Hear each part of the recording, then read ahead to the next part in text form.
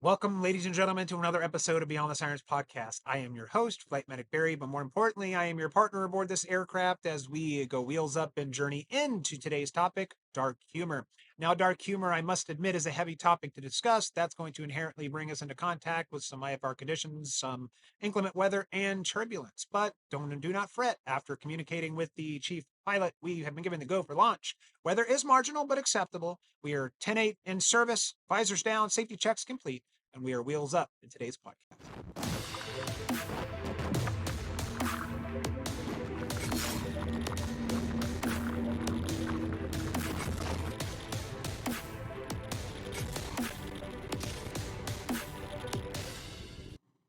So, welcome aboard the flight deck, ladies and gentlemen. It's Flight Medic Barry here. Glad to have you on for another episode of the podcast. We are going at 150 knots across the Earth, screaming into some IFR conditions for today's episode where we talk about dark humor. See, dark humor has a very intricately woven relationship with the first responder community, but more broadly, the trauma victim survivor. And hopefully by the end of this podcast episode, we'll be able to generate a better understanding of what this dark humor thing is and establish maybe a sense of empathy and sympathy and a posture that allows us to be able to help those who are experiencing something like this or going through this type of coping mechanism in order to be able to better help our fellow human being, because that is the end goal, is to help each other through life rather than judge or put each other down. So we'll start this off with the quote that'll hopefully kind of stimulate our mind a little bit. And this goes a little something like this. What we don't understand, we fear. What we fear, we judge as evil. What we judge as evil, we attempt to control. And what we cannot control, we attack. Now, that's by an unknown author, but I do think it holds a lot of resonance with me, and I think probably a number of you who may be watching, is that what we don't understand, we inherently have this fear towards it. We have this feeling about it that gives us this sense of uncomfort. And that can be translated with Gallows humor and dark humor, because see, a lot of people out there do not understand what this thing is.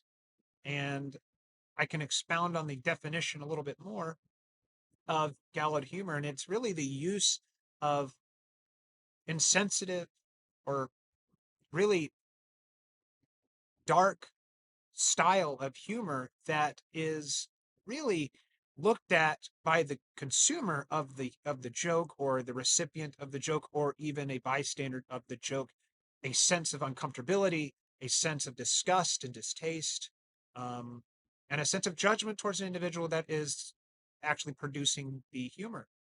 But what if I was to tell you that this is more pathological than we may superficially think that's on the surface, and that maybe this individual who is using this form of humor is far more broken and suffering and going through a level of pain deep down beyond the surface of what we are allowed to see.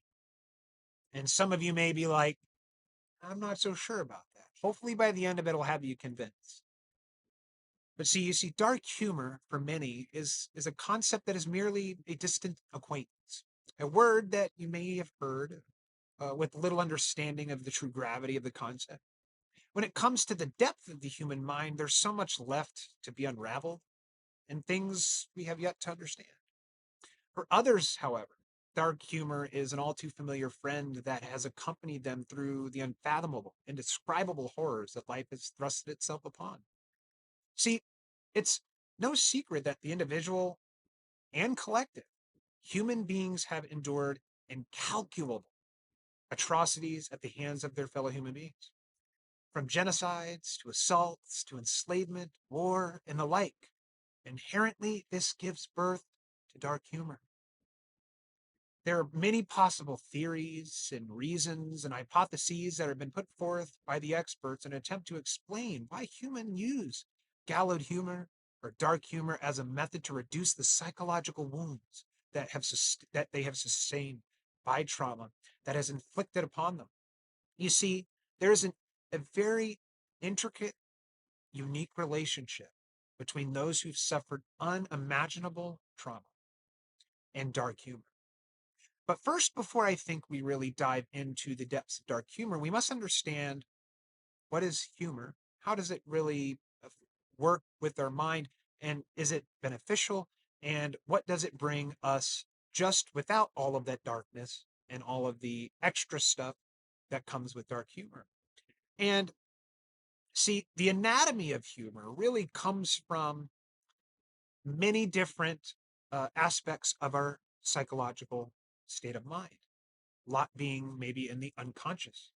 You see, one particular source or resource states this quote, humor also may function as an adaptive ego defense by enabling people to perceive the comical absurdity in a highly challenging situation. So we use humor to take a challenging situation, find some way to make it funny or entertaining, and give us good emotions rather than the negative emotions that the challenging circumstance is eliciting. So, what it may be putting forth is that humor can be utilized as a way to blunt the emotions that are produced from a challenging situation. Doesn't sound so bad to me. Hippocrates himself stated this: contemplate on comical things to facilitate recovery.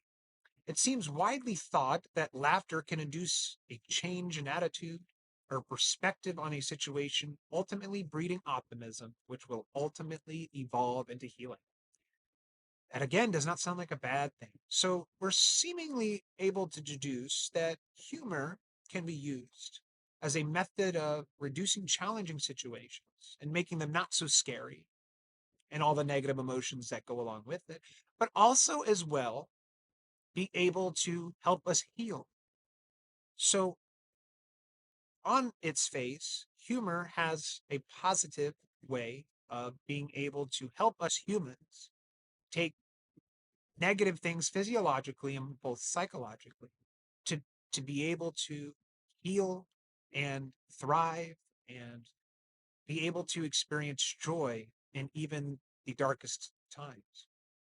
Even Sigmund Freud got involved in this particular discussion where he said the essence of humor is that people spare themselves the effect that could be caused by the situation, and that employing a joke cancels out the emotional possibility of this effect taking place.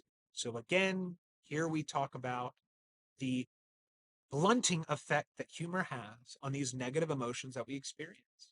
And so not such a bad thing and can we can see how it is used as a coping mechanism to lean on, as a method to disrupt a negative mindset or a kind of vicious cycle of negative thoughts in our mind, how humor may be able to help break us out of it. Further going on, saying, therefore, humor is a type of defense mechanism that allows people to cope during difficult situations without being overwhelmed by unpleasant emotions. So we really are establishing a foundation here that humor by itself is a defense mechanism against some of the negative emotions that come with challenging circumstances. So to me, it doesn't sound like such a bad thing. Furthermore, I might add, Freud even goes as far as saying that humor is one of the highest forms of defense mechanisms that we have to utilize as a human being. That is a pretty profound statement to suggest that humor is not only a defense mechanism, but one of the top highest forms of defense mechanisms we can utilize as a human being. The concept of a defense mechanism originated in the psychoanalytical theory. Defense mechanisms are believed to protect our ego from an emotional pain through the conscious mind's distortion of reality. So that's going to segue us in to really talking about the dark humor. Now we're going to take a deeper plunge into this thing we call dark humor. Where does it come from? What is it? Well, you see, black humor seems to be seen in many different people, both individually and a collective. There appears to be, based on my personal preliminary research, to suggest that gallow humor is intricately woven in those who've endured unspeakable acts of trauma. And we can look at this, we can take a small peek into two types of communities that utilize Gallows humor on a daily basis, or have utilized Gallows humor as a method of being able to rationalize the most irrational acts of trauma. One such community is the Holocaust community. Most of us understand that the Holocaust was an atrocious, horrible thing that took place against so many people, where so many lives were lost and so many people suffered unfathomable atrocities against them. See, what was interesting was that they looked at Holocaust survivors and they found that one tactic that they utilized as a method of being able to get through the most horrendous, heinous acts against them was utilizing dark humor. It was stated that often black humor is used in the situation that we cannot handle unless we try to decrease the elements of anxiety and tension that accompany them. So essentially, we have reached a maximum level of trauma that one could experience. And so we deploy, as we've notated before, humor is seen as a defense mechanism to stressful and challenging situations. But now we put that on overdrive and we add a magnitude times an infinity for some individuals of what that may be like. And so they deploy black humor as a method to diminish the traumas, to make them smaller and more bearable and more able to rationalize and conceptualize and to engage with. Now, as it says here, it does not take away the objective horrors that happened to the survivors. But according to the survivors, it did diminish their subjective feelings to these horrors. So it made them feel emotions that went contrary to their circumstance. The Splinder and Strickland 1983 paper suggested that black humor as seen as a means of to decrease anxiety that comes with the awareness of death. So I might put something else forward, is that there is some data and research out there to suggest that people in states of oppression, enslavement, and who are unable to physically fight their way out of captivity use dark humor as a method of rebelling against their captors. Because if we think about what a captor is trying to enforce upon their victim, we would see that they want to steal your hope. They want to rob your peace and your joy and all of those good emotions they want to rob away from you and leave you with broken and anguish and sorrow. So, as we know before, humor can create those positive emotions in challenging circumstances. So, if you find the individual suffering the trauma finds a way to be able to create a positive out of a negative circumstance, then in fact it's an act of rebellion against their captors because it goes contrary to what their captors are trying to accomplish upon their victim. So the deployment of dark humor not only is a tactic for being able to psychologically, internally cope with your circumstances, but as a way to rebel when you physically cannot fight back. It's a more or less, for the lack of a better way of explaining, a psychological rebellion.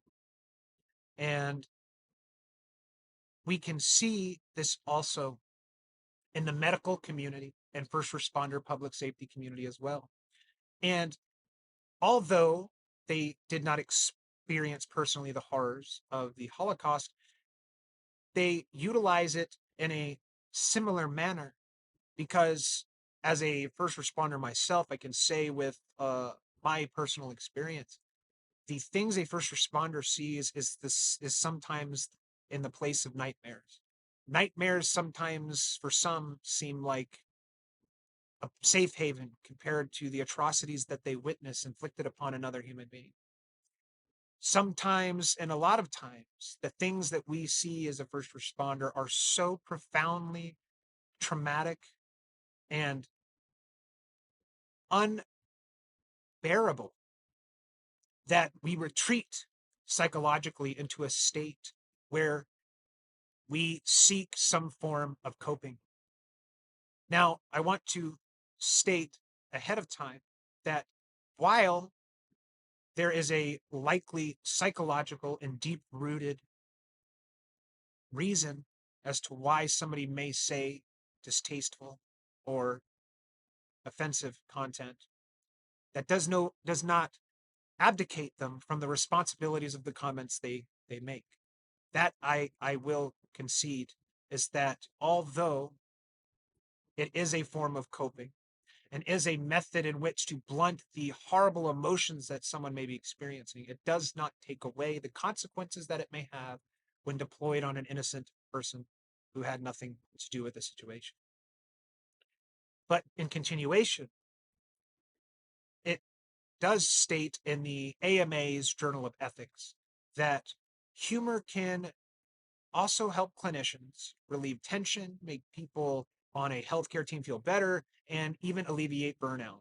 And we have a high rate of burnout in the first responder community. Ultimately, humor can bring feelings of levity, pleasure, and connection, as well as mutual understanding to situations that might otherwise feel bleak, tragedy, and loneliness. So, as we talked about in the beginning, wanted to cling to those words of desperate, and hopeless situation, right? So, all of these aspects of dark humor seem to originate as a response, whether unconsciously or consciously, as a way to combat these negative, unbearable feelings, such as feeling of loneliness, tragedy, hopelessness, despair, all things that sometimes can cripple any one of us. And so, how does one function and still maintain their ability to perform their duties as a first responder without being completely crippled and in the fetal position in the corner? Some manners of coping mechanisms must be deployed in order to be able for them to function and perform their duties. Because a lot of times our first responders are not given the time they need to be able to uncompartmentalize and to be able to rationalize and make peace with the traumas that were inflicted upon them secondarily or vicariously. So because they're expected to be subjected to these traumas, whether macro or micro, over a period of a career, and not a whole lot of time to be able to process them and truly make peace with them, other modes of coping start to rise to the surface. So, furthermore, indeed, callousness, whether manifests in a joke specifically or in an insensitive demeanor more generally, might indicate that one has experienced a mood or damaged mood or damaged distress. So basically, what they're saying is AMA Journal of Ethics is suggesting that whether we know it or not, the deployment of dark humor may be that alarm, that red flag that somebody, maybe unknowingly, is going through something far more deeper than the superficial and what we see on the surface.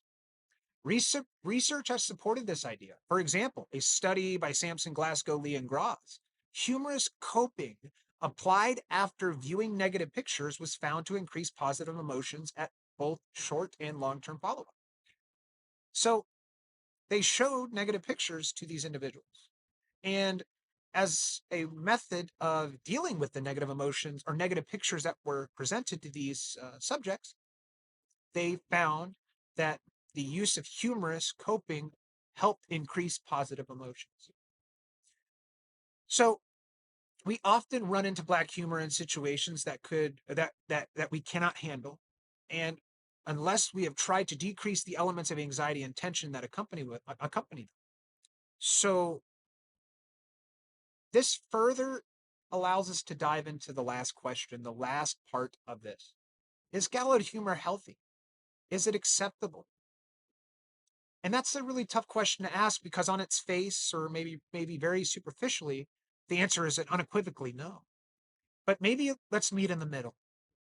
Because if somebody is being, as we have seen with the Holocaust survivors and people who are in states, maybe even active states of trauma, such as sexual assault victims and victims of uh, enslavement and and a number of other things. Could the deployment of dark humor in those situations possibly give them some reprieve in the circumstances that they're going through? If the answer is yes, then I would suggest or at least submit the idea that it's healthy in the circumstance.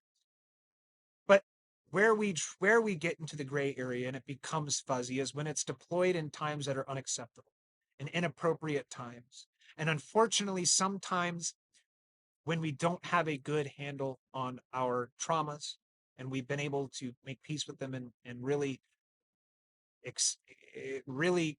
have a moment where we can actually process these things, this tactic will accidentally or even subconsciously come out towards the wrong people at the wrong time. You see, per the Hastings Center, deciding when gallows humor is okay, Watson states that we have to turn to asking the ethical question. When is joking a form of abuse? Is it when we damage a patient's trust or we diminish their power? A joke about a patient's condition told in front of the patient or the patient's family is unethical because it does potential harm. And as we've taken an oath to do no harm. So one thing I'll cap off here is another quote that kind of explains the yes and no answer of if it's healthy. The use of a defense mechanism may have a positive or negative ramification depending upon the particular mechanism and how it's used. So really emphasizing how are we using it? How is it being used? Is it being used in a manner that is healthy? Or is it being used in a manner that is not serving us well and in fact doing us more damage, whether damage to our reputation or just damage to the ones that we care most around us. So, for example, the mechanism of denial, when used by addicts, serves as a barrier to accepting the addiction and seeking help. In contrast, a person who is not yet ready to face trauma may use a mechanism such as regression or suppression as a protective mechanism until they are ready to face the situation. So,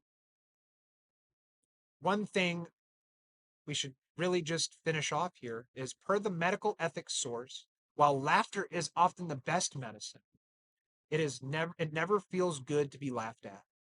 Joking that comes at the expense of our patients or is used in ways to diminish, dehumanize, or objectify patients is never acceptable and should be addressed, regardless of whether the joking is done behind the scenes.